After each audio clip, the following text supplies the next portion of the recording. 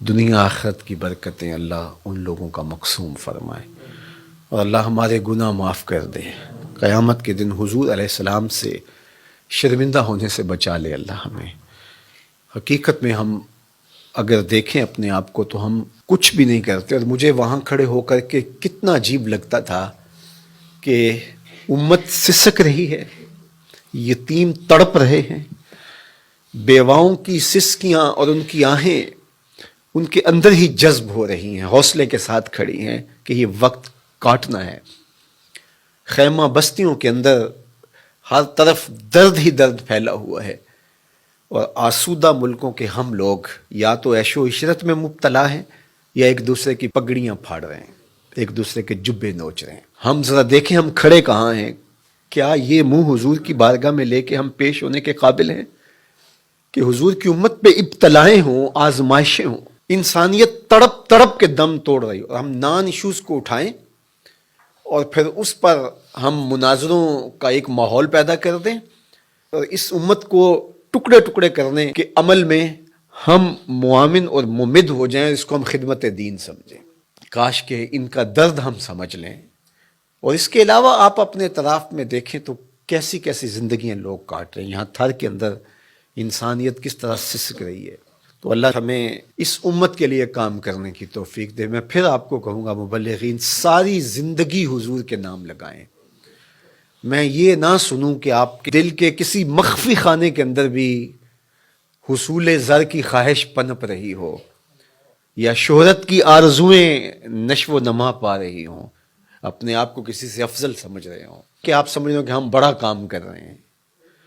یقین جانیے گا کہ صحرا کے اندر پڑا ہوا حقیر ذرہ جس طرح ہوتا ہے، میں ان خیموں کے اندر کھڑا ہو کے اپنے آپ کو اس سے بھی کم تر سمجھ رہا تھا۔ میں اپنے آپ سے بار بار سوال کر رہا تھا کہ تم اتنی آسودہ زندگی گزارتے ہو، یہ رسول اللہ کی امت، یہ انبیاء کی اولاد یوں تڑپ رہی ہے، تم نے کیا کیا ہے اس امت کے لیے؟ تم مت سمجھے کہ ہم نے کچھ کیا، ہم نے کچھ بھی نہیں کیا، ہماری اوقات ہی نہیں ہے۔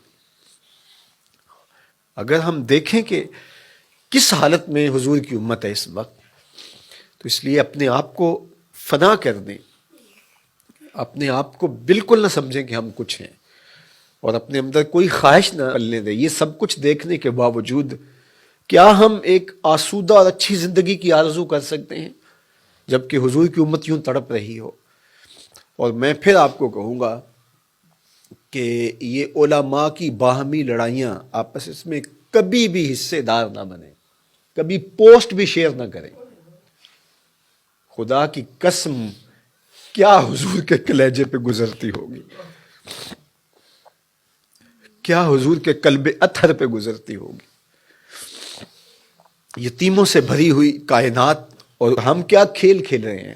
تو میں آپ سے کہوں گا کہ کبھی بھی کسی ایسی چیز میں شامل نہ ہو جو حضور کی امت کے حصے بکھرے کرنے کا ذریعہ بنے۔ امت بنے، امت بننے کی کوشش کریں، اور حضور کی امت سے پیار کریں۔ جو بھٹک گئے ہیں ان کو راہ راست پہ لانے کی کوشش کریں۔ ہمارا کام اتنا ہی ہے، یہ پیغمبروں نے بھی کہا وما علینا الا البلاغ، ہمارا کام پہنچا دینا ہے، اور انہوں نے پہنچا دیا۔ دل میں اثر پیدا ہو، کوئی مان لے، تو یہ اللہ تعالیٰ کی طرف سے توفیق ہوتی ہے۔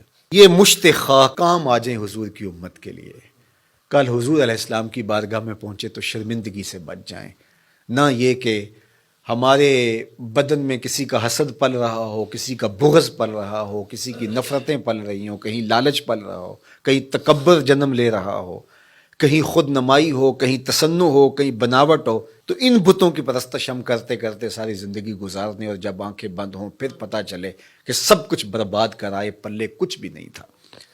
تو آئیے میں بھی عزم کرتا ہوں، آپ بھی عزم کریں کہ ساری زندگی حضور کے نام پہ گزاریں گے، ساری زندگی حضور علیہ السلام کی امت کے لیے، حضور علیہ السلام کے لائے ہوئے نظام کے لیے بسر کریں گے۔